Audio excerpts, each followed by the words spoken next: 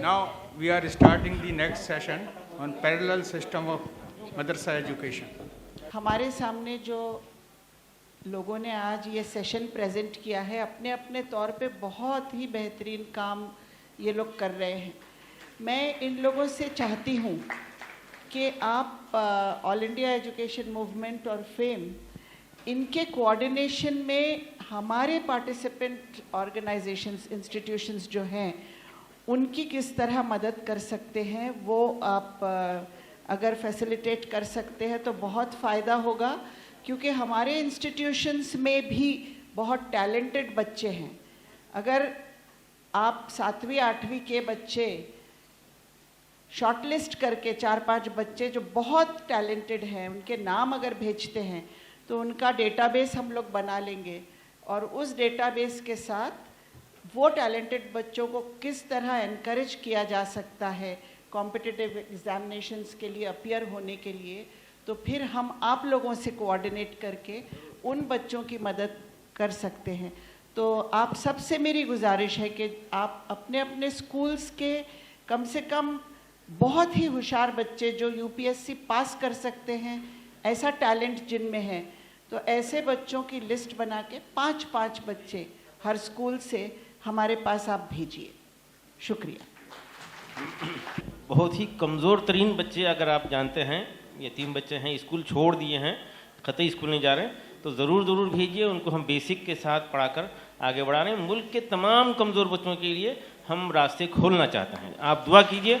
और बाहर हमारा स्टॉल है madrasa+.org पे, वहाँ पे मज़ीद तफसीलात लीजिए. जज़ाकल्लाह. दुआओं की दरख्वास्त. 7वां सेशन शुरू होने जा रहा है, पैरेलल सिस्टम ऑफ एजुकेशन. सबसे पहले मैं गुजारिश कर रहा हूँ डॉक्टर उबैद इकबाल आसिम साहब से, जो अलीगढ़ मुस्लिम यूनिवर्सिटी में ज़िम्मेदारियाँ अंजाम देकर सुबुकदेश हो चुके हैं, और इस वक्त आप ऑल इंडिया एजुकेशनल मूवमेंट के सेक्रेटरी भी हैं, यूपी राब्ता कमेटी के भी ज़िम्मेदार हैं, और इस तरह से बहुत सी खिदमात अंजाम दे रहे हैं. मैं आपसे गुजारिश कर रहा हूँ कि आप तशरीफ़ लाएँ और अपने मौजू पर इजहार ख्याल करें. नाहमदुहु व नुसल्ली अला रसूलिल करीम, अम्मा बाद. औज़ु बिल्लाहि मिनश शैतानिर रजीम. बिस्मिल्लाहिर रहमानिर रहीम. वअल्लमा आदमल अस्माअ कुल्लहा सुम्मा अरज़हुम अलल मलाइका फ़क़ाल अंबिऊनी बिअस्माइ हाउलाई इन कुंतुम सादिक़ीन क़ालू सुब्हानक ला इल्म लना इल्ला मा अल्लमतना इन्नका अंतल अलीमुल हकीम. सदक़ल्लाहुल अज़ीम. हज़रात गिरामी, चूँकि बात जो है वो पैरेलल सिस्टम ऑफ एजुकेशन की है, इस हवाले से बात करने में कुरान और हदीस की बात लाजमी है. इसलिए मैंने आपके सामने कुरान पाक की एक आयत तिलावत की. बात तो बहुत लंबी की जा सकती है, लेकिन 5 मिनट के अंदर जो बात मैं कहना चाहता हूँ वो ये कि सबसे पहले तो आप मुझे इस गुस्ताखी के लिए माफ़ फरमाएँ. रखियो गालिब मुझे इस तल्ख नवाई से माफ़. आज कुछ दर्द मेरे दिल में सिवा होता है. हम लोगों का जो एक जहन सेट किया गया अब से तकरीबन 50-60 साल पहले से, या उससे भी पहले से, समझिए 1857 के बाद से, कि तालीम के 2 शोबे हैं, एक असरी एक दीनी. ये बिल्कुल 100% गलत. इसका कहीं पर भी कोई वजूद नहीं है कि तालीम के ये 2 शोबे हैं, दीनी और असरी. दीन भी हमारा है, असर भी हमारा है. दीनी तालीम हमारी ज़रूरत है, असरी उलूम की भी हमें ज़रूरत है, और ये दोनों एक दूसरे से कतन मुतज़ाद नहीं है. हमारी सोच का फिक्र है. हमारी बिल्कुल सोच जो है वो 100% इस मामले में गलत है. इल्म की 2 तकसीम है, इल्म नाफ़े और इल्म गैर नाफ़े. जो इल्म नफ़ा देने वाला है वो हमारा इल्म है, वो शरई इल्म है. आप यकीन मानिए, मैं इस बात को पूरी जिम्मेदारी के साथ कह रहा हूँ कि अगर एक आदमी अपने मजहबी फ़राइज़ को अंजाम देते हुए साइंस की तालीम हासिल करे और दीनी ईमानदारी के साथ, नेक नियति के साथ, इखलास के साथ, अल्लाह को हर मामले में हाजिर और नाजिर जानते हुए वो दीन की वो दुनिया की खिदमत करे तो वो दीन की खिदमत में शुमार होगा. और अगर कोई बड़े से बड़ा आलिम दीन, बड़े से बड़ा सूफ़ी, बड़े से बड़ा जाहिद और बड़े से बड़ा जनाब आबिद और मुत्तकी اور اس کی نیت کے اندر یہ ہو کہ صاحب مجھے اس سے دنیا کمانی ہے، تو وہ اس کے لیے لعنت ہے۔ ہم نے بالکل ایک دم اپنا ذہن ہی چینج کر لیا ہے کہ صاحب جو مدرسے میں جا رہا ہے وہ صاحب دینی عالم، اور صاحب جو اس وہاں سے جا رہا ہے تو وہ کیا ہوا کہ ذہن شروع سے یہ بیٹھ گیا کہ صاحب یہ تو اسے تو مولوی ملا بننا ہے اور اسے انجینئر اور ڈاکٹر بننا ہے۔ تو یہ اس چیز کو جب تک ہم اپنے ذہنوں سے نہیں نکالیں گے، جب تک کہ ہم اس سے نہیں کریں، تب تک کہ ہم اس کو کامیابی کے اس پر نہیں پہنچا سکتے۔ اور ہم نے امت کے اندر ایک ایسی تقسیم پیدا کر دی ہے، یہ سازشن کی گئی تھی اور ہم نے اسے اپنے طور پر کامیاب کیا۔ تو اس لیے ہمیں اس چیز کو بدلنا ہوگا، اس نظریے کو بدلنا ہوگا۔ دوسری بات یہ کہ جہاں تک ہمارے دینی مدارس کی تعلیم کا تعلق ہے، اس کا اپنا ایک نصاب ہے جو بھی کچھ ہے، لیکن حقیقت یہ ہے کہ اس کے اندر بہت سی ترمیمات اور بہت سی اضافوں کی گنجائش ہے۔ وجہ یہ ہے کہ اگر آپ آج یہ سوچیں کہ میں جو ہوں، جو پرانی بات نہیں، صرف چند سالوں پرانی بات ہے کہ نوکیا 330 آپ کا سب سے زیادہ قیمتی موبائل مانا جاتا تھا، آج اس کی پوزیشن یہ ہو گئی ہے کہ اگر وہ آپ کا کہیں گر جائے تو رکشہ والا 10 روپے خرچ کر کے آپ کو دینے کے لیے آئے گا۔ وجہ کیا ہے کہ ہر دور میں ہر چیز کی ضرورت ہوتی ہے۔ ہمارے جو علماء نے جس نصاب کو ترتیب دیا تھا اس کی اس وقت میں اہمیت اور ضرورت تھی، اب اس کے اندر مزید اس چیزوں کی ضرورت ہے۔ اور یہ دیکھیے آپ، الحمدللہ اللہ کا فضل ہے کہ ہمارے جو اکابرین ہیں انہوں نے اس طرف توجہ دی اور اللہ کا شکر ہے اس کے اندر کام ہوئے۔ سید حامد صاحب مرحوم کے ساتھ میں سن 92 سے جب وہ یو پی رابطہ کمیٹی وجود میں آئی پہلے دن سے وابستہ رہا ہوں، اور اللہ کا فضل ہے اس اپیل کو ہم نے جگہ جگہ کیا گزشتہ 25-30 سال میں، اور اس کے اثرات مرتب ہوئے اور ہر جگہ پر الحمدللہ ادارے وجود میں آئے سید حامد صاحب کی اپیل پر، اور بہت اچھے ادارے وجود میں آئے۔ اور ہمیں خوشی اس بات کی ہوتی ہے کہ الحمدللہ دینی مدارس سے جو وابستہ لوگ ہیں وہ جب اس ادارے میں اس میں آئے میدان میں، تو آپ دیکھیے اجمل فاؤنڈیشن، رحمانی، سپر 30 اور اس طریقے کے بہت سے مرکز المعارف، بہت سے ادارے ہیں کہ جو ان دینی مدارس کے فضلاء چلا رہے ہیں۔ تو اس لیے آپ حضرات سے یہ درخواست ہے کہ حضرائے کرم دینی علوم اور عصری علوم میں تفریق نہ کریں، علم کو علم کی طریقے سے حاصل کریں اور اسے کارآمد بنانے کی کوشش کریں۔ کوشش یہ کریں آپ کے علم سے دوسرے کو فائدہ پہنچے، تو انشاءاللہ ثم انشاءاللہ آپ کا دینی علوم بھی کامیاب ہے، آپ کے دنیاوی علوم بھی کامیاب ہے۔ ان باتوں پہ بات تو بہت لمبی کی جا سکتی تھی، لیکن چونکہ وقت کی کمی ہے اور ہمارے اور بہت سے مقررین ہیں، انشاءاللہ ثم انشاءاللہ وہ ان باتوں پر روشنی ڈالیں گے۔ وآخر دعوانا ان الحمدللہ رب العالمین۔ جناب مفتی اطہر شمشی صاحب، جو آپ قرآن اکیڈمی کیرانہ اتر پردیش کے ڈائریکٹر ہیں، ان سے گزارش ہے کہ آپ تشریف لائیں اور اپنے متعین وقت میں اظہار خیال فرمائیں۔ آج کی اس گفتگو میں 2 سوالوں کا جواب قرآن سے تلاش کرنے کی کوشش کروں گا۔ سب سے پہلا سوال یہ ہے کہ قرآن کے نقطہ نظر سے وہ کیا علوم ہیں، وہ کون سے سائنسز ہیں جو ہمارے سلیبس کا حصہ ہونے چاہیے، اور وہ کون سی ویلیوز ہیں۔ دوسرا سوال، وہ کون سی ویلیوز ہیں جو قرآن اپنے ایجوکیشنل سسٹم میں، اپنے ریڈر کے ایجوکیشنل سسٹم میں دیکھنا چاہتا ہے۔ میری گفتگو کی سینٹرل تھیسس یہ ہے کہ قرآن کے وہ علوم جنہیں قرآن اپنے ورلڈ ویو میں دیکھنا چاہتا ہے، اور قرآن کی یہ ویلیوز جنہیں قرآن انکلکیٹ کرنا چاہتا ہے، اگر ہمارے مدارس کے نصاب میں وہ چیزیں انکلکیٹ کر دی جائیں تو ہمیں سرے سے کسی ماڈرنائزیشن کی ضرورت نہیں رہے گی۔ ہمیں جس چیز کی ضرورت ہے وہ قرآنائزیشن آف مدرساز ہے، نہ کہ ماڈرنائزیشن آف مدرساز۔ اسی لیے میں نے اپنی گفتگو کا عنوان رکھا ہے Quranic world view of education, a catalyst for social change in madrasas. بہرحال سب سے پہلے ہم دیکھتے ہیں کہ قرآن کون سے علوم اپنی ایجوکیشنل ورلڈ ویو میں چاہتا ہے۔ کہا گیا قرآن میں ارشاد ہے وَعَلَّمَ الْإِنسَانَ مَا لَمْ يَعْلَمْ، اور انسان کو وہ سکھایا جو وہ جانتا نہیں تھا۔ मालम यालम, जो कुछ वो नहीं जानता था वो सब कुछ अल्लाह ने सिखाया। इसका मतलब ये है कि इंसान जो कुछ नहीं जानता था वो तमाम उलूम कुरान के एजुकेशनल वर्ल्ड व्यू में शामिल हैं। आप उन उलूम को हकीर दुनिया के उलूम कहकर रिजेक्ट नहीं कर सकते। अब मैं इस सवाल पर आने की कोशिश करूंगा कि क्या कुरान, अच्छा, और मालम यालम, जो कुछ इंसान को कुरान खुदा ने सिखाया, वो तमाम उलूम दो कैटेगरीज में तकसीम किए जा सकते हैं। पहली कैटेगरी रिवील्ड नॉलेज, वही जो हमारे पास कुरान की शक्ल में हमेशा के लिए महफूज है। दूसरी किस्म एम्पिरिकल नॉलेज, जो कि हम अपने ऑब्जर्वेशन, एक्सपीरियंस, रिसर्च और इन्वेस्टिगेशन के ज़रिए से हासिल करते हैं, जिसमें तमाम ह्यूमैनिटीज़ और तमाम साइंसेस भी शामिल हैं। तो ये सब मालम यालम है, यानी जो खुदा ने सिखाया। अब ये सब के सब कुरान के एजुकेशनल वर्ल्ड व्यू में शामिल है। मैं इसे एलेबरेट करने की कोशिश करता हूँ।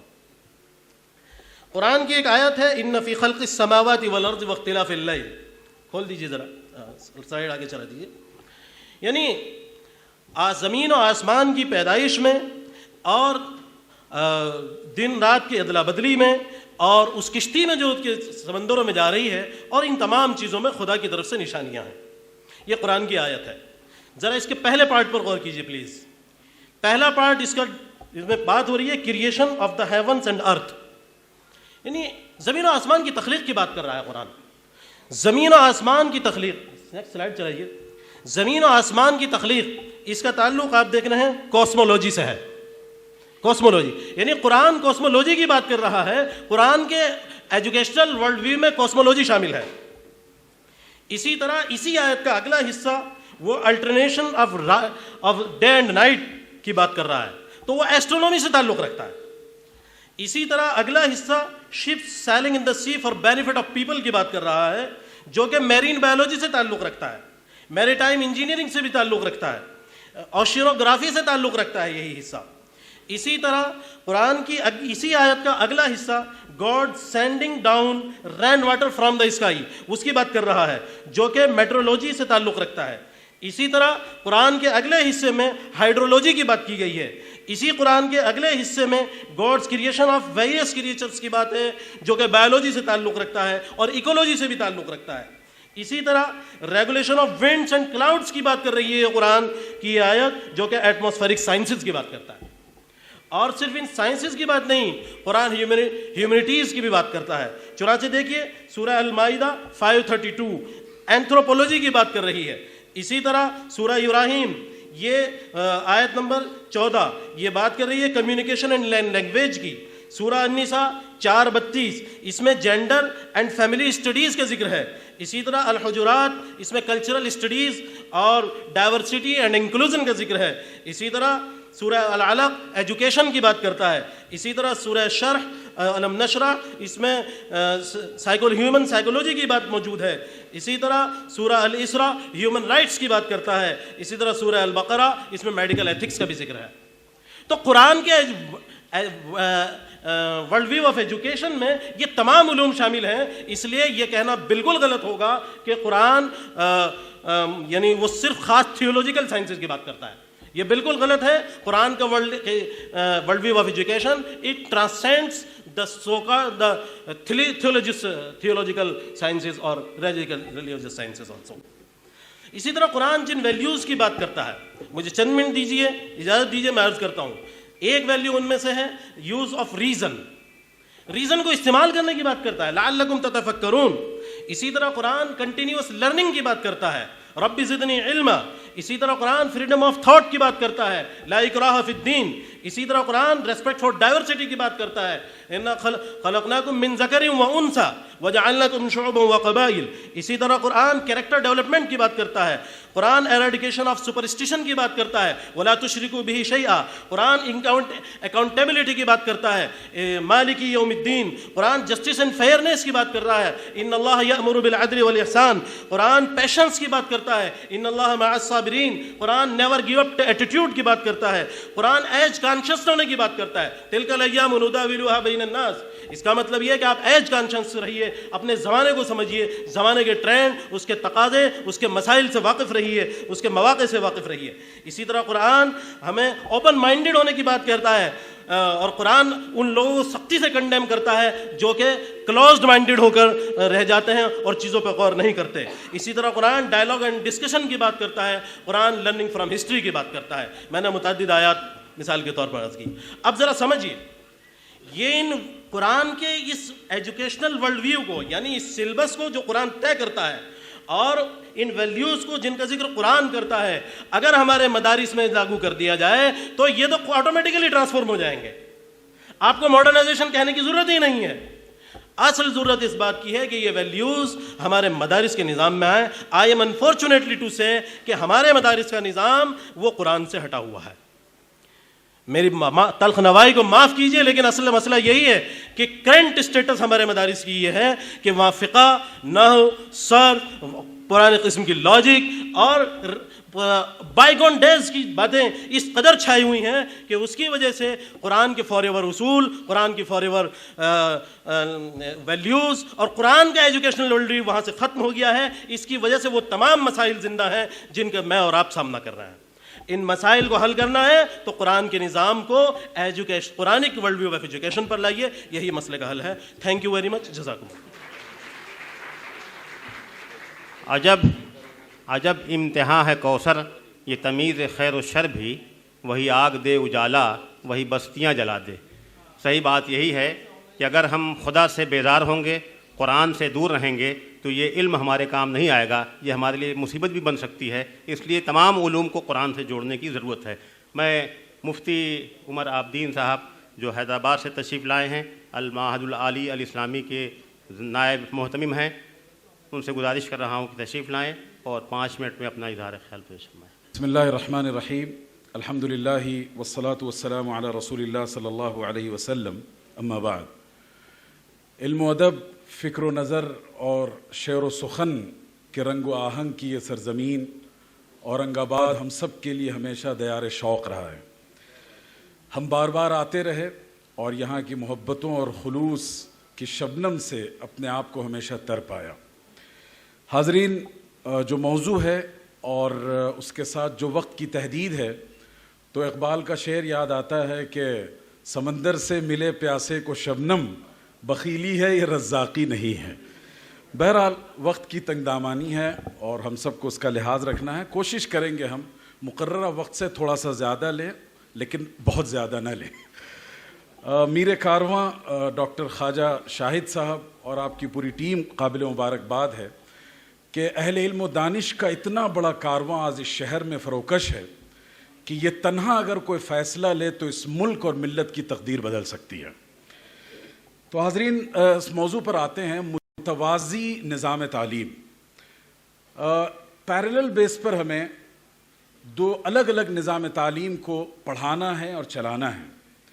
اس حوالے سے مختلف نظریات, مختلف تاثرات آپ نے سنے ہوں گے. میں کوشش کروں گا کہ اسے کسی قدر بیلنس کر کے آپ کے سامنے رکھوں. علم کے حوالے سے جب بھی گفتگو ہوگی اور اسلامک پرسپیکٹو ایجوکیشن کے حوالے سے کیا ہے اسے جاننا ہے, قرآن کی ان 5 آیتوں کو ہمیشہ نگاہ میں رکھیے. اقرأ بسم ربک الذی خلق, خلق الانسان من علق, اقرأ وربک الاکرم الذی علم بالقلم, علم الانسان ما لم یعلم. اس آیت کا جو ٹیک اوے ہے, جو کریم ہے, وہ 2 چیزیں ہیں. ایک بات یہ اللہ فرماتے ہیں ایجوکیشن جو بھی اسے ایکسپلور کرو, اسے ڈسکور کرو, اسے انکور کرو. ایک شرط ہے, بسم ربک, اس تعلیم کا رشتہ رب سے جڑا رہنا چاہیے. جہاں ایجوکیشن کا رشتہ خدا سے, اخلاقیات سے کٹے گا تو وہی تعلیم انسانوں پر ڈاکہ ڈالے گی اور انسانی لاشوں کا سودا کرے گی. بس ایک یہ آیت پورے نظام اسلام کے فلسفہ تعلیم کو واضح کرتی ہے. مغربی جو تصور تعلیم ہے اور اسلامی یا سیکولر جو پرسپیکٹو اور اسلامک پرسپیکٹو ہے, اس میں بس ایک بنیادی فرق ہے. بہت سی چیزیں میں اسے ڈسکس نہیں کرتا. اسلام نے دونوں پرسپیکٹو, دونوں ایریاز کو کور کیا ہے. ایک طرف ہمیں کریٹر سے بھی اپنے آپ کو کنیکٹ رکھنا ہے اور اس کی علم و معرفت اپنے اندر پیدا کرنی ہے, اور دوسری طرف کریشن کی شکل میں جو یہ پورا فزیکل یونیورس آپ کو دیا گیا ہے اس کو ڈسکور کرنا ہے, انوویٹ کرنا ہے, سرو کرنا ہے, اس کی تعمیر و ترقی میں اپنا کردار ادا کرنا ہے. اسلام ایک ایسے نظام تعلیم کی دعوت دیتا ہے جو دونوں ٹارگٹس اور آبجیکٹیوز کو پورا کر سکے. اب اس کے بعد میں بہت تیز رفتاری کے ساتھ آگے بڑھوں گا کہ رسول اللہ صلی اللہ علیہ وسلم کو جب تعلیم کا رہنما بنا کر اس دنیا میں بھیجا گیا تو انہوں نے کیا ٹرانسفارمیشن لایا جو آج ہمارے نظام تعلیم کا حصہ ہونا چاہیے. بس ہلکی سی نگاہ ڈالیے. بلازری نے, ایک بڑے مورخ ہیں, انہوں نے لکھا ہے کہ جب رسول اللہ صلی اللہ علیہ وسلم مکہ میں نبی بنا کر بھیجے گئے تھے, پورے مکہ میں جو بہت ہی ہائیلی انٹلیکچوئل سوسائٹی تھی عرب کی, اس میں صرف 14 یا 17 لوگ لکھنا پڑھنا جانتے تھے. اور جب مدینہ گئے تو وہاں اس سے بھی کم تعداد تھی. لیکن حضور صلی اللہ علیہ وسلم کے اس ٹرانسفارمیشن کا اثر کیا ہوا کہ صرف وہ لوگ جن کو قرآن مجید ڈکٹیٹ کیا جاتا تھا, یعنی جو حاضر باش رہتے تھے اور جو رسول اللہ صلی اللہ علیہ وسلم کے معتمد تھے, ان کی تعداد علامہ سیوطی نے 40 سے زیادہ ذکر کیا. اب آپ اندازہ لگا لیں کہ within a very small duration of time کتنا بڑا ٹرانسفارمیشن اور ریولیوشن رسول اللہ صلی اللہ علیہ وسلم لے کر آئے. تو الٹریسی کے خلاف فائٹ کی گئی. دوسری چیز ہے ایجوکیشن فار آل. جس وقت رسول اللہ صلی اللہ علیہ وسلم پیغمبر بنا کر بھیجے گئے تھے, پوری دنیا ڈسکرمنیشن کی شکار تھی. خود ہمارے ہاں جو برہمن تھے وہ سارے رائٹس آف ایجوکیشن انہوں نے اپنے لیے ریزرو کر رکھا تھا. اچھوت, انٹچیبل اور شیڈول کاسٹ, ان کے لیے پڑھنے کی اجازت نہیں تھی. جوڈائزم میں بھی اسی طرح کے کانسیپٹ تھے. اسلام نے ایکولی ہر ایک کا فنڈامنٹل رائٹ اسے بنایا اور کہا ہر انسان کو پڑھنا چاہیے. نہ جینڈر ڈسکرمنیشن کیا گیا, نہ ریس, نہ کلر, نہ کچھ. تیسری چیز تھی وہ ہے سائنٹیفک ٹیمپر. یہ بہت اہم پوائنٹ ہے جس کو عام طور پر ذکر نہیں کیا جاتا.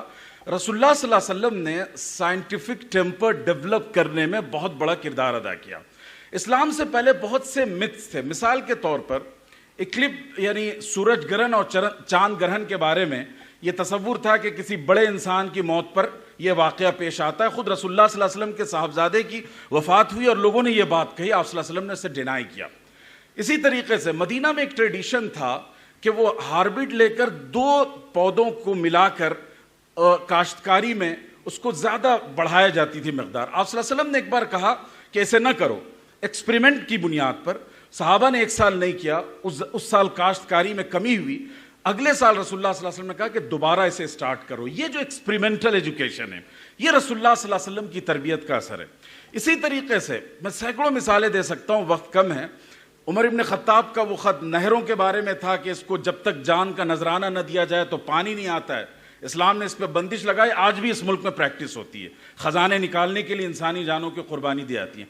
تو اس طرح کے جتنے میتھس تھے اس کو ختم کیا. میں نے اسکول سلیبس کو اسلامائز کیا ہے, تو سائنس کی ایک بک میں اسلامائز کر رہا تھا. مجھے خیال ہوا کہ میں ان آیتوں کو تلاش کروں جو قرآن مجید کی آبزرویشن, تھنکنگ, ری تھنکنگ, انالیسس, کرٹیکل تھنکنگ کے حوالے سے ہے. آپ کو حیرت ہوگی 600 سے زیادہ قرآن کی آیتیں ہمیں یوٹیلائزیشن آف برین کیپیبلٹیز کی دعوت دیتی ہیں. تو دس از ایکچولی سائنٹیفک ٹیمپر, اور رسول اللہ صلی اللہ علیہ وسلم نے اس کو ڈیولپ کرنے کے لیے تدبیریں دی اور اس کی پریکٹس کرائی. اسی طریقے سے یوزفل نالج, تعلیم کو اسلام نے کبھی اسلامی اور غیر اسلامی کی نگاہ سے نہیں دیکھا. یوزفل اور ہارمفل یہی 2 قسمیں ہیں. اسلام یہ سمجھتا ہے کہ الکوہل کنزیوم کرنا یا بنانا انسانی جان کے لیے نقصان دہ ہے, تو اس کی انڈسٹری لگانا بھی اسلام کے پاس حرام ہے. وہ سگریٹ کی ڈبی پر لکھا تو ہوتا ہے کہ اس سے کینسر ہوگا, لیکن بازار میں فروخت کی جاتی ہے. اسلام اس پر بندش لگائے گا, اس لیے کہ اسلام کا ڈوئل فیس نہیں ہے. اسلام جو اپنا نظریہ رکھتا ہے اس پر عمل کرتا ہے.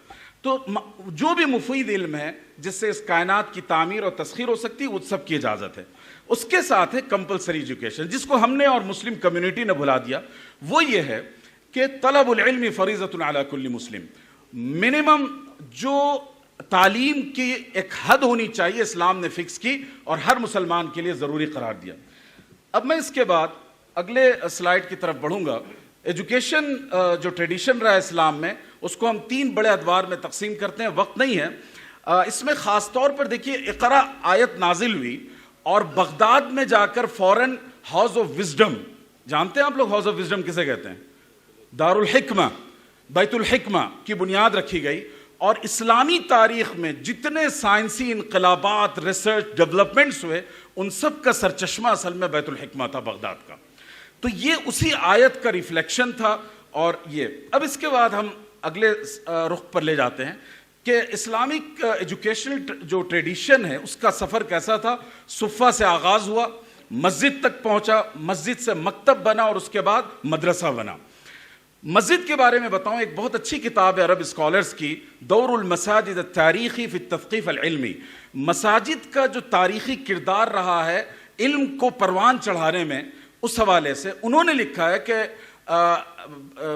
اموی دور میں بعض ایسی مسجدیں تھیں جس میں قرآن و حدیث اور ادب و شاعری کے ساتھ ساتھ سائنس کے تمام علوم پڑھائے جاتے تھے.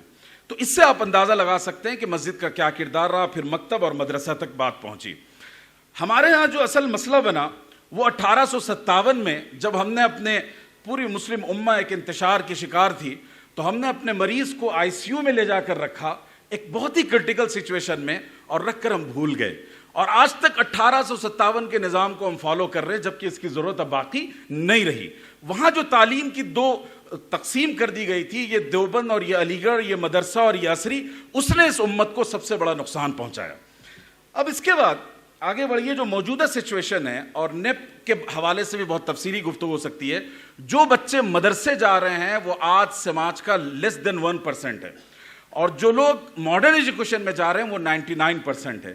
یہاں پر میں آپ حضرات کو توجہ دلاؤں گا، ہم مدرسے کی بات کرتے آئے، مدرسہ ماڈرنائزیشن اور ڈیولپمنٹ اور فلاں، یہ سب ایک جگہ رکھ دیجئے.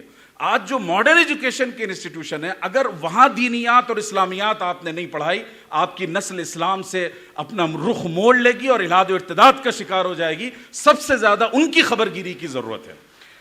نیشنل ایجوکیشن پالیسی جو آئی ہے اس کا کیا رنگ و آہنگ ہے، یہ کے جے سریش آر ایس ایس کے ایک ونگ کے ذمہ دار ہیں، کہتے ہیں کہ around 60 to 70% our demand has been accommodated in this education in this policy either directly or indirectly. R S S کے 60 سے 70% مطالبات اس تعلیمی پالیسی میں شامل کر لیے گئے ہیں. اب آپ خود امیجن کیجئے کہ آپ کا مستقبل کیسا ہونے والا ہے. ابھی جو ہمارا موجودہ نظام تعلیم ہے، صدر محترم آپ سے گزارش جی، وہ دو چیزیں ہیں. اس میں کتنی انگلیاں گن کر بتا سکتے ہیں آپ لوگ؟ 6 انگلیاں ہیں. تو اصل میں جو ماڈرن ایجوکیشن کے ادارے ہیں وہاں جو دینیات پڑھائی جا رہی ہے وہ 6 فنگر کی اس کی حیثیت ہے، انگشت ششم کی، معمولی قسم کی. اور جو مدرسوں میں ماڈرن ایجوکیشن پڑھایا جا رہا ہے اس کی بھی حیثیت انگشت ششم کی ہے. اس کو تبدیل کرنے کی ضرورت ہے. 90s سے یہ تبدیلی آئی. قرآن نے ہمیں بہترین پیغام دیا تھا، ربنا آتنا فی الدنیا حسنہ وفی الآخرۃ حسنہ، the most ideal آیا فار ایجوکیشن سسٹم. اب اس کے بعد ہمیں ضرورت کس بات کی ہے؟ تو we have to remodelling of madrasa and Islamisation of school. یہ آج کی سب سے زیادہ ضرورت ہے، بڑی ضرورت ہے. اور مدرسے کو ماڈرنائز نہ کریں تب بھی چلے گا، اس لیے کہ بہرحال وہ دین پر، ایمان پر، اخلاقیات پر باقی ہیں. لیکن عصری تعلیمی ادارے جس انحطاط اور ارتداد اور الحاد کا شکار ہو رہے ہیں، وہاں اگر آپ نے نہیں کیا تو ہم سب مجرم کہلائیں گے. مدرسوں میں کیا نظام کی تبدیلی، اسکولوں کے حوالے سے صرف بتا دوں، 7 کور سبجیکٹس ہیں اسلام کے: عقیدہ، قرآن اینڈ حدیث، سیرہ اینڈ اسلامک ہسٹری، اسلامک جورسپریڈنس یعنی فقہ، اور مسکنسیپشنز اباؤٹ اسلام. یہ 6-7 مضامین ہیں جن کو ہمیں پڑھانا چاہیے، اور اس کو پڑھانا بہت پریکٹیکل اور آسان ہے. میں نے اس کو امپلیمنٹ کیا، اس لیے میں آپ کے سامنے رکھ رہا ہوں. اسلامک سبجیکٹ ٹوٹل 7 ہیں. اکیڈمک ڈیز ہمیں سال میں 190 ملتے ہیں اسکول میں. جو پیریڈ ڈیلی، اگر ایک پیریڈ بھی آپ دینیات کے لیے، اسلامیات کے لیے دے دیں تو ہمیں 15 سال کے اس پورے ڈیوریشن میں پری پرائمری سے لے کے 12 تک 2850 پیریڈ ملتے ہیں. آسانی کے ساتھ پورا اسلامک کریکولم آپ پڑھا سکتے ہیں، اس میں کوئی ڈیفیکلٹی نہیں ہے. اصل آپ کو انٹینشن ہونا چاہیے اور اس کے ساتھ ساتھ آپ نے اس کو امپلیمنٹ کرنا ہے. مدرسوں میں جو کام ہو رہا ہے، میں نے حیدرآباد میں کام شروع کر دیا ہے. 3 درجن کے قریب مدرسے ہمارے اس کریکولم کو فالو کر رہے ہیں اور وہ پراپر ماڈرن ایجوکیشن حاصل کر رہے ہیں. تو یہ مدرسوں کا ہے. جو صاحب مجھ سے بات کرنا چاہیں انشاءاللہ میں فراہم کر دوں گا تفصیلات. ہماری تفصیلات میں نے یہاں ذکر کر دی ہیں. لیکن ماڈرن ایجوکیشن میں جو اسلام پڑھایا جائے اس کے لیے 2 چیزیں ضروری ہیں. ہمارا ٹارگیٹ ہو to make a conscious and practising Muslim. Balmer मुसलमान होने के साथ साथ बाशऊर मुसलमान बनाने की ज़रूरत है, इसलिए कि इस्लामोफोबिया की ये वार खसो खाशाक की तरह आपकी नस्ल को बहा ले जाएगी। बेहद शुक्रिया। हादा सल्लल्लाहु अलैहि सय्यिदना मुहम्मद। माशाअल्लाह, हमारा भी दिल चाह रहा था सुनते जाएं, लेकिन मजबूरियां हैं, हायल हैं। मौलाना महफूज़ुर रहमान फ़ारूक़ी साहब से गुजारिश है कि तशरीफ़ लाएं और 4 मिनट में अपनी बात पेश फरमाएं। अल्हम्दुलिल्लाहि वहदह वस्सलातु वस्सलामु अला मन ला नबिय्य बअदह, अम्मा बाद, फ़अऊज़ु बिल्लाहि मिनश शैतानिर रजीम, बिस्मिल्लाहिर रहमानिर रहीम। यरफ़इल्लाहु अल्लज़ीना आमनु मिनकुम वल्लज़ीना ऊतुल इल्म दरजात, सदक़ल्लाहु मौलानाल अज़ीम। शय नशीन पे तशरीफ़ फरमा मुअज़्ज़िज़ीन, हाज़रीन, ख़वातीन, नौजवानों, 4 की इजाज़त है। मौलाना उमर आबिदीन फरमा रहे थे, लेकिन हम यहाँ एक ही थके हुए हैं। 4 ही की इजाज़त है, और इंशाअल्लाह 3 मिनट में, बल्कि 2 मिनट में भी तकरीर ख़त्म हो सकती है। मैं तो मेज़बान हूँ, मैं सिर्फ 2 बातें आपसे अर्ज़ करना चाहता हूँ। तकरीर का वो पहलू जो मेरे जहन में था वो सब छोड़ देता हूँ। मैं सबसे पहले मुंतज़िमीन का शुक्रिया अदा करता हूँ। इन्होंने जिस कदर मेहनत की है और हिंदुस्तान के क्रीम को, माहिरीन तालीम को जमा किया है, दिल तो ये चाहता था कि इनको सुनते रहें और इतने सेशन रखने के बजाय कुछ 2-4 एक नतीजा खेज रखें। अब रही दीनी और दुनियावी तालीम के सिलसिले में, इसको बैलेंस कैसे रखना चाहिए, मुझसे पेशरव मुकर्रिरीन ने कहा है। मैंने ये देखा है मेरी ज़िंदगी के अंदर कि क़ुरआनी उलूम जिसके पास है उसको दुनिया के सारे उलूम आसान हो जाते हैं, और क़ुरआन की निस्बत पर नाश करना जिसको आ जाता है वो दुनिया और आखिरत में कामयाब हो जाता है। मैं जब दरबन अफ्रीका में तरावी पढ़ाने गया तो मेरे साथ 2 और हाफिज़ कुरान थे। मुझे हैरत हुई तरावी के बाद कि डरबन शहर नहीं बल्कि पूरे साउथ अफ्रीका का सबसे बड़ा डॉक्टर, जैसे हमारे पास डॉक्टर माजिद साहब हैं, तो वहाँ का सबसे बड़ा हार्ट स्पेशलिस्ट वो पहले 8 रकात पढ़ाता है, मैं 8 रकात पढ़ाता हूँ, और 4 रकात वहाँ का इतना बड़ा आदमी के जिसके पास प्लेन, हेलीकॉप्टर, हर चीज़ें उसको मौजूद थी, अल्लाह ताला ने उसको नवाजा था। हम तीनों ने 1992 में मैंने कुरान पाक वहाँ पर सुनाया।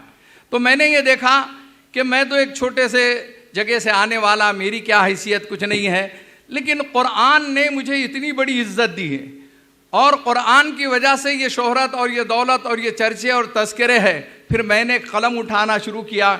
लिखना पढ़ना तो आता जाता नहीं, लेकिन बुज़ुर्गों की सोहबत से कुछ सीखा था, तो मैंने इस पर एक किताब लिखी है, कुरान मेरी मेराज है। और पूरा क्रेडिट जो है दीनी दुनियावी उलूम के माहिरीन से जो मिलने का, शेख अहमद दीदात मेरे मुसल्ली रहे हैं, और अब यहाँ प्रेसिडेंट ऑफ इंडिया तक के APJ अब्दुल कलाम तक के पहुँचाई हुई, तो वो सिर्फ कुरान की निस्बत हुई। और मेरी एक ख्वाहिश थी कि राष्ट्रपति भवन के अंदर भी कुरान पाक की कोई छोटी सी मजलिस हो जाए। मेरे से उनकी अकीदत थी, मैंने रिक्वेस्ट किया, उन्होंने कबूल किया। मैंने 5, 7, 10 कुर्रा को बेहतरीन जो है मुंतखब वहाँ बुलवाया, और राष्ट्रपति भवन में उसकी अल्हम्दुलिल्लाह जो है एक ऐसी मजलिस हुई है कि दुनिया तारीख़ में वो याद रखते रहेगी। अजीज़ दोस्तों और बुज़ुर्गों और ख़वातीन, ये बैलेंस का जो मामला है, हमें एतराफ़ है हमारे मदरसे में 10 साल पढ़ने के बाद माहौल ना होने की वजह से हमारे तलबा जो है अरबी में बातचीत नहीं कर सकते। आपके पास का KG का बच्चा या 7वीं 8वीं तक के आने वाला बहुत अच्छे अंदाज में फरफर अंग्रेज़ी की बात करता है। मैं चाहूँगा कि हमारे उलमाए कराम इस तरफ तवज्जो दें। दूसरी एक बात है जो उमर आबिदीन साहब के लिए है और दूसरे मुफ्ती साहब के लिए है, वो ये है कि जितना बड़ा काम आप कर रहे हैं उसमें एक पहलू शायद छूट रहा है कि हमारे पास जो अरबी पढ़ाई जाती है वो किताबी अरबी पढ़ाई जाती है। जब हम बैरून मुमालिक में जाते हैं, सऊदी, दुबई वगैरह में जाते हैं, तो वहाँ उनकी मादरी ज़बान जो है वो मादरी ज़बान में जो अरबी बोलते हैं उसको भी रिवाज देने की ज़रूरत है। बहरहाल यहीं पर अपनी बात एक शेर पे ख़त्म करता हूँ। वो मुअज़्ज़ज़ थे ज़माने में मुसलमान होकर, हम खार हुए तारीक़ क़ुरआन होकर। व आखिर दावाना अल्हम्दुलिल्लाहि रब्बिल आलमीन। और अब सदारती कलमात के लिए मोहतरम मुश्तबा फ़ारूक साहब, जो जमात इस्लामी हिंद की मरकज़ी शुरा के रुकन हैं और scholar group of school Aurangabad के चेयरमैन। जो गुफ्तगू आई है, मेरा कंसर्न ये है कि मुंतज़मीन ने, चाहे वो ख्वाजा शाहिद साहब की क़ियादत में हो या यहाँ महाराष्ट्र में मैम की क़ियादत में हो, उन्होंने बहुत से मौज़ूआत को इसमें शामिल किया इस कॉन्फ्रेंस में। और ऐसा लगता है जैसे कि किसी मौजू पर पूरा एजुकेट करने की बजाय वो उन मसाइल से इस हद तक वाक़फ़ियत देना चाहते हैं कि ये इश्यूज़ हैं, इन पर गौर कीजिए। तो एक इब्तिदाई तारुफ शायद इस कॉन्फ्रेंस का तकाज़ा है, वरना हर मौजू जो है उसके लिए 2 दिन नाकाफ़ी है। मैं इसको रस्मी अंदाज से लेने के बजाय इसको पस मंज़र में लेता हूँ। और जो प्रेजेंटेशन यहाँ हमारे साथियों ने किया है, उन सब के का मैं मशकूर हूँ कि उन्होंने बहुत कम वक्त में बहुत अच्छे से बात को पेश किया। लेकिन तनाजुर ये है कि एक तरफ तो हम इस बात का दावा करते हैं कि मुसलमान होने के नाते हमारे पास कुरान है और कुरान से बेहतर तसव्वुर कोई नहीं है, सबसे मुकम्मल तसव्वुर कुरान है, एक ये दावा है। और दूसरी तरफ हम हैं कि मिल्लत जो है आज शायद हिंदुस्तान की सबसे पसमानदा मिल्लत है। एक दावा ये है कि कुरान ने आदम के इम्तियाज़ की बुनियाद ही इल्म को करार दिया, और उसकी सराहत हमारे उलमा ने ये की है कि इल्म के माने नॉलेज से बहुत आगे के है। जो लिखा जा चुका वो नॉलेज है। इब्न क़य्यिम अल-जौज़ी की वो बात मुझे बहुत प्यारी लगती है। वो कहते हैं जो लिखा जा चुका अगर आप उसी पर इक्तफ़ा करते हैं तो आप मुक़ल्लिद हैं, तक़लीद कर रहे हैं। आपका मनसब ये है कि उससे आगे की फाइंडिंग्स आप मुस्तक़िल दरियाफ़्त करते रहें। यानी इल्म के माना रिसर्च के है, तसव्वुर इल्म रिसर्च की मानियत रखता है। और मुसलमानों को अल्लाह के रसूल सल्लल्लाहु अलैहि वसल्लम ने मॉडल दिया है, और वो मॉडल जो है ऐसा है जिसको कोई चैलेंज नहीं कर सकता। और उसके चैलेंज होने की दलील ये है कि जिस तसव्वुर इल्म की बुनियाद पर जो माशरा तामीर किया गया, वो माशरा सदियों तक डोमिनेंट रहा, सदियों तक, अभी पिछली सदी तक। हम में से कुछ लोग तो वो भी हैं जो तहरीक खिलाफत से भी वाकिफ़ हैं, उसमें जहाँ पर कि खिलाफत ख़त्म हुई और मुसलमान ज़वाल आशना नहीं बल्कि आज ज़वाल परस्त हो गए। तो नौइयत ये है कि साहब इतना कामयाब नज़रिया नहीं बल्कि मॉडल रखने के बावजूद इस मिल्लत के बारे में सच्चर ये कंक्लूड करते हैं कि Muslims are as backward as एससीज and STs and more backward then OBCs. सवाल यहाँ है कि ये गैप कहाँ है? जो तशरीह यहाँ पर हुई है, अब वो हालात मजबूर कर रहे हैं कि इन हालात में हम कैसे उसको ब्रिज करें। ये हालात मजबूर कर रहे हैं, और यहाँ अब हम लोग मिलते रहे हैं, मिलते रहेंगे इंशाल्लाह। यहाँ पर उमर आबिदीन साहब ने जो बात कही है और जो काम कर रहे हैं, अब तरीक़ा यही है, उस पर आप तनकीद करेंगे तो नुकसान उठाएंगे कि मदरसों में ये कमज़ोरी है, मदरसों में वो कमज़ोरी है। तो कमज़ोरी कहाँ नहीं है? दानिशगाहों में कौन सी दानिश पैदा होती है? यूनिवर्सिटीज़ में। तो जो सिचुएशन है वो कोलैप्स हर जगह है। सवाल ये है किस हद तक उसको लिफ्ट किया जाए और कितना उसको मुफीद बनाया जाए। इस हवाले से जो बात है, तो मैंने कहा कि कभी ऐसा भी होता है कि जब हम गफलत का शिकार इंतहाई होते हैं तो अल्लाह की शायद मशीयत काम करती है, और उस मशीयत का नाम है मोदी जी। और उसने इस तरीक़े से कंपेल किया है और उन्होंने इन्हें चैलेंज कर दिया। जो बहस खड़ी की है उन्होंने, वो बहस में ये है कि ये भारत का कॉन्स्टिट्यूशन एक सेक्युलर कॉन्स्टिट्यूशन है, और सेक्युलर कॉन्स्टिट्यूशन में एजुकेशन का सिस्टम वही होगा जो सेक्युलर एजुकेशन देगा। और जब सेक्युलर एजुकेशन देगा तो उसमें किसी रिलीजियस एजुकेशन का प्रोविज़न होने का, प्रावधान होने का कोई सवाल नहीं उठता। उन्होंने अपनी बहस खड़ी की। बहस खड़ी करने से पहले उन्होंने अपनी तैयारी भी की, और उन्होंने ये किया कि जो गुरुकुल थे उन गुरुकुल को CBSE से कनेक्ट कर दिया, और जब ऑब्जेक्ट किया तो मदरसे बाकी रहे, और मदरसे के टारगेट करने का सिलसिला शुरू हो गया। الحمدللہ ہمارے علماء نے بھی اس کو سیریسلی لیا. وہ نصاب پر بھی کام کر رہے ہیں اور اس کو NIS سے ریلیٹ بھی کر رہے ہیں.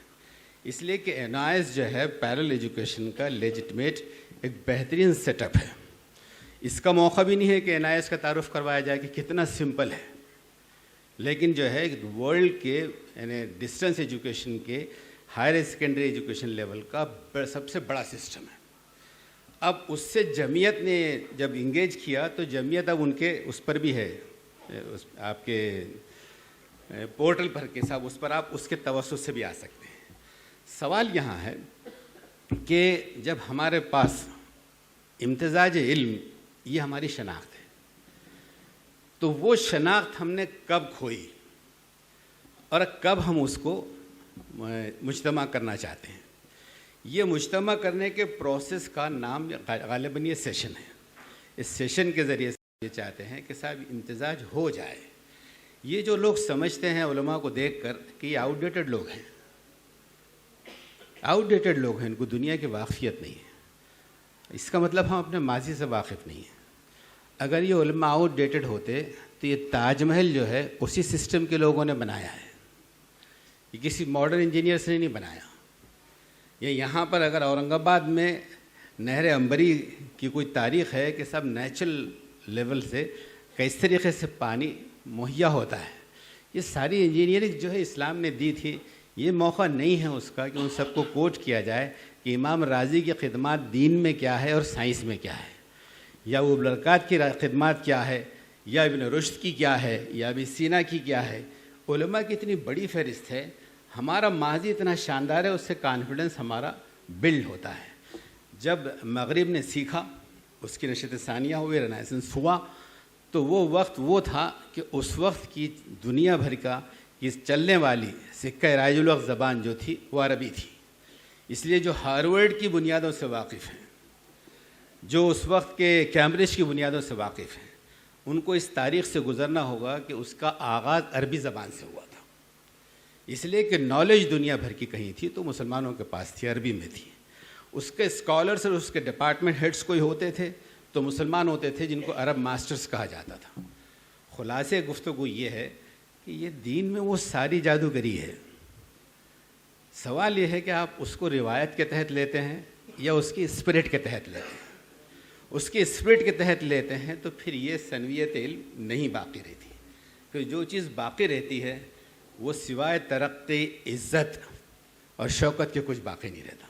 تو مجھے بھی چونکہ وقت اپنا جو دیا گیا وہ قریب الختم ہے, میں 1 منٹ میں اپنی بات کو سمیٹ لیتا ہوں اور اس حدیث کے ذریعے سے سمیٹتا ہوں جس میں یہ بات آئی ہے کہ عالم کی روشنائی شہید کے لہو پر فائق ہے, جو اس کے حدیث کا خلاصے کے طور میں کہتا ہوں. اور اس کو آپ سمجھنا چاہتے ہیں تو وہ شہید جس نے جان دے دی اس کا مقابلہ کون کر سکتا ہے. لیکن اللہ رسول فرما رہے ہیں کہ عالم کی روشنائی, اس کی ریسرچ کئی لوگوں کو شہادت سے بچا سکتی ہے. اگر وہ ریسرچ حماس کے پاس ہو, وہ اسٹرینتھ اس کے پاس ہو.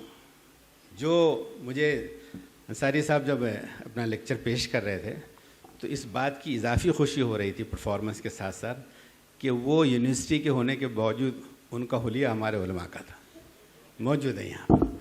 اور جب علماء انگریزی بولتے ہیں نا تو تھوڑا اجنبی لگتا ہے, ہاں خوشی ہوتی ہے اس میں کہ ہمارے علماء انگریزی بول رہے ہیں.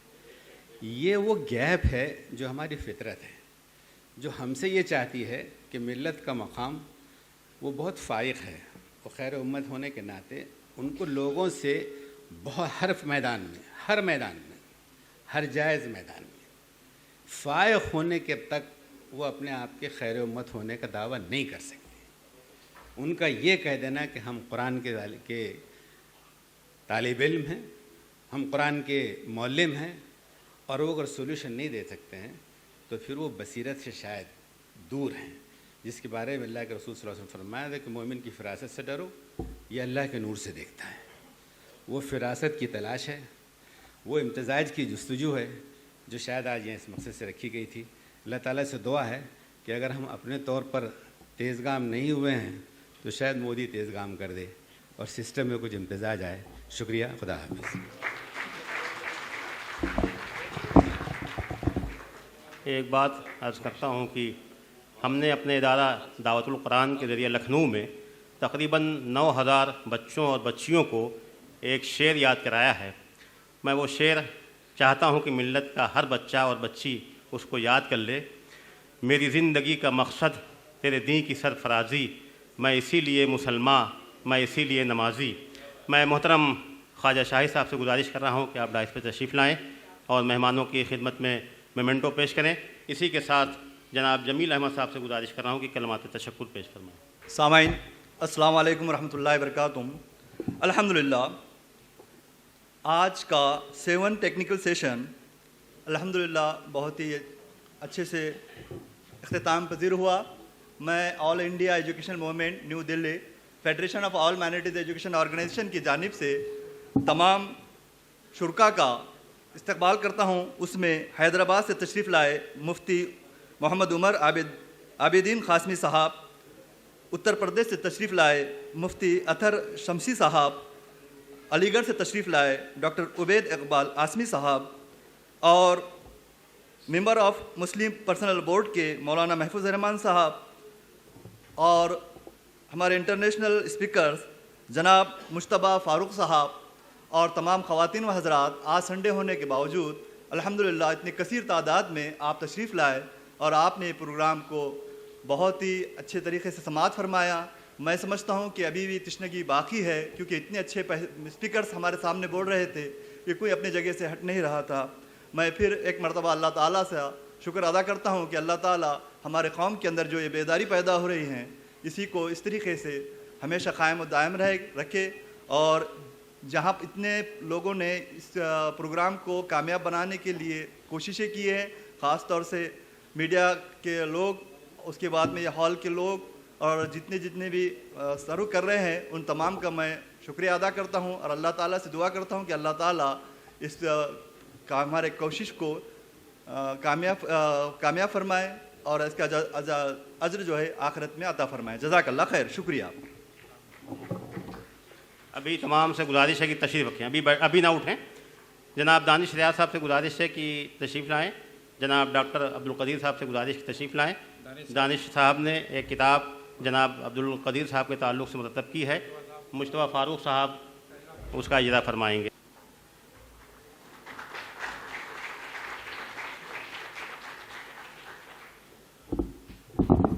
یہ جو معیشت میگزین ہے یہ صرف ایک میگزین نہیں ہے، دراصل یہ ایک ریولیوشن ہے جس کی طرف ہم نے توجہ کرنے کی کوشش کی ہے.